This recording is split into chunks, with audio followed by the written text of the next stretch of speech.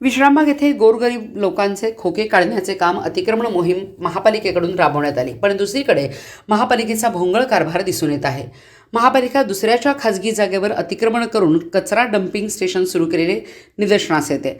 Dhamani road Sangli येथे एका मालकीच्या जागेवर व त्याचबरोबर निम्म्या रस्त्यावर महापालिका कचरा डेपो डंपिंग स्टेशन सुरू करून तेथे घाणीचे साम्राज्य उभे केले असून त्या ठिकाणी काही अंतरावर इंग्लिश मीडियम शाळा आहे, त्याचबरोबर तिथे उशकाल हॉस्पिटल आहे।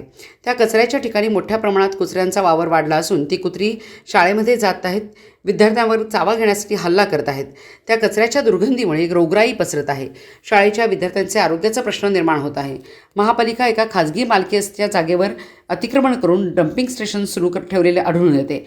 आज आम आदमी पार्टीकडून त्या जागेची पाहणी करण्यात आली असता लवकरात लवकर महापालिकेने जे अतिक्रमण केले आहे ते स्वतः महापालिकेने अतिक्रमण काढावे, ती जागा स्वच्छ करावी व लोकांच्या जीवाशी खेळण्याचा जो प्रकार सुरू आहे तो बंद करावा, अन्यथा आम आदमी पार्टीकडून येणाऱ्या काही दिवसात तीव्र आंदोलन उभे करण्यात येईल असा इशारा आम आदमी पार्टीचे वसीम मुल्ला यांनी निवेदनाद्वारे दिला आहे। मुल्ला, आम आदमी पार्टी, सचिव, महाराष्ट्र।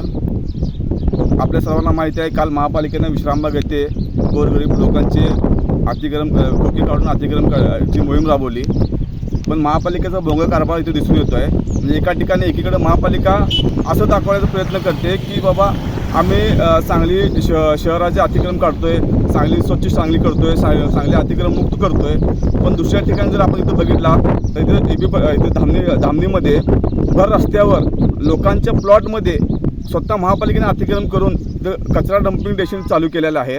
आता इथं हे रोड आहे, या रस्त्याला लागून हे लोकांचे प्लॉट आहेत, हे मालकी प्लॉट आहेत। या मालकी प्लॉटमध्ये महापालिकेनं कंटेनर आणून महापालिकेची गाड्या येऊन सगळे डंपिंग स्टेशन चालू झालेलं आहे। इथं जवळपास 50-100 मीटरच्या अंतरावर एक मोठी इंग्लिश मीडियम स्कूल आहे, त्याचबरोबर एक मोठं हॉस्पिटल आहे, उशकाल हॉस्पिटल, आणि इथं हे डेपो चालू केले, कचरा डेपो, त्यामुळे इथे वारंवार कुत्र्याचं साम्राज्य वाढलेलं आहे। इथे जी कुत्री आहेत जे कचऱ्यासाठी कचऱ्यामध्ये खाणं उडवण्यासाठी येतात, ते कुत्रे थोड्या वेळानंतर स्कूलमध्ये घुसतात, शाळेत घुसतात, त्या हॉस्पिटलच्या कंपाऊंडमध्ये घुसतात, त्याचबरोबर शाळेच्या ग्राउंडमध्ये घुसून लहान चिमुकल्या मुलांच्या अंगावर जाण्याचा चावायचा प्रयत्न करत आहेत आणि महापालिका ह्याच्यावर पूर्ण दुर्लक्ष करते आणि स्वतः अतिक्रमण करते लोकांच्या जागेवर।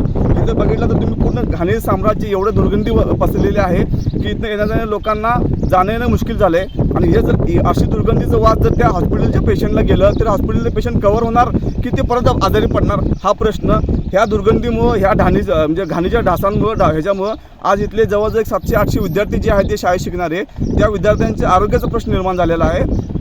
त्या विद्यार्थ्यांना कुत्र्याचा आम्हाला अंगावर मागावं लागलेत, तरी देखील महापालिका बिनधास्तपणे या लोकांच्या प्रायव्हेट जागेवर अतिक्रमण करून मनमानी कारभार करत आहे आणि दुसरीकडे दाखवत आहे की आम्ही अतिक्रमण करतोय। आणि लोकांच्या गोरगरिबांच्या तुम्ही पोटावर पाय आणताय, ठीक आहे, अतिक्रमण मुक्त करताय, ठीक आहे, पण तुम्ही स्वतः अतिक्रमण करताय, तुम्ही स्वतः लोकांच्या जीवाची खेळताय, त्याला कोण जबाबदार?